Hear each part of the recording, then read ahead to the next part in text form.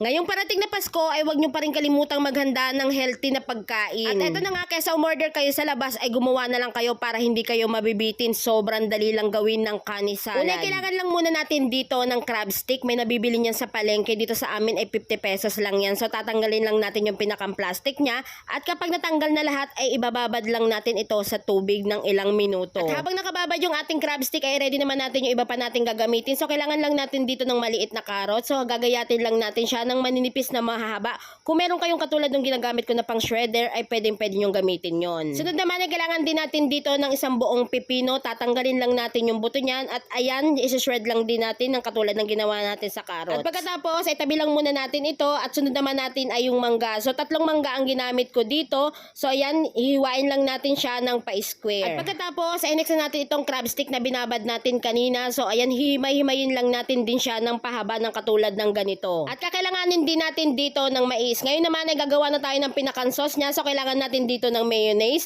3 to 4 tablespoon ng mayonnaise. Tapos ay naglagay lang ako ng 1 tablespoon na honey, salt and pepper at nag-squeeze na rin ako dito ng kaunting lemon. Tapos ay hahalu-haluin lang natin siya ng maigi. At sa isang bowl ay pagsamasamahin na natin lahat ng mga ingredients, yung carrots, yung pipino, itong crab stick, yung mangga at maglalagay din tayo ng 2 kutsara ng mais. Pagkatapos ay ilalagay na natin dito yung ginawa nating sauce kanina.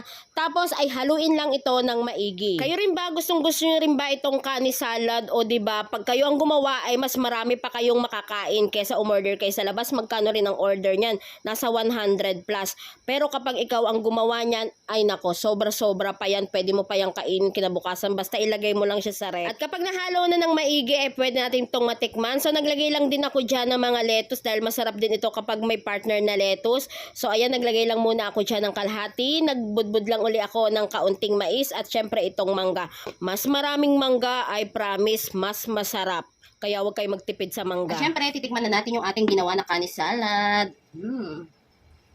Sobrang excited.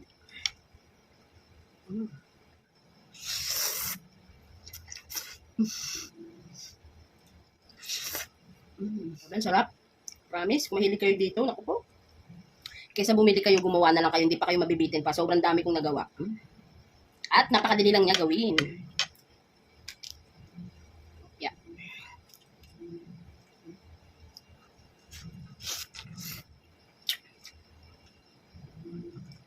Share ko na nga rin pala sa inyo tong games application na ePouch game na pwede ka ditong manalo ng totoong pera. Kapag na-download nyo na ay kailangan nyo muna dyan mag-register. Ilagay nyo lang dyan yung cellphone number nyo at gumawa kayo ng password. Kapag naka-register ka na ay meron ka kaagad dyan makukuha na 6 coins na pwede mong gamitin sa paglalaro. Maraming games kayo na pagpipilian dito. Meron dyan Dragon vs Tiger at meron ding Mines. Sobrang dali lang din mag-cash in. Pindutin mo lang yung wallet, ilagay mo yung Gcash number mo, account name at kapag nag-cash in ka ng 100 may plus 10 ka. Pag 200 ay may plus 50 ka kaagad. Sinubukan ko nga laruin itong Dragon vs Tiger. Tataya ka lang dyan kung Dragon or Tiger at pwede ka na agad manalo. At nilaro ko na nga rin dito yung Mine. Sobrang dali lang din manalo dito. Pipindot ka lang dyan ng kahit ilan basta iwasan mo lang dyan yung bomba. Sobrang dali nga lang laruin ito at legit talaga na mananalo ka dito ng totoong pera. Dahil tingnan nyo naman yung 6 pesos ko kanina ay naging 100 pesos agad. At sobrang dali lang din mag-withdraw dito. Pindutin nyo lang yung withdraw dyan sa baba at makaka-withdraw na kayo gamit ang inyong Gcash. Kaya naman kung gusto nyo rin itong laruin, ilalagay ko yung link dun sa comment section.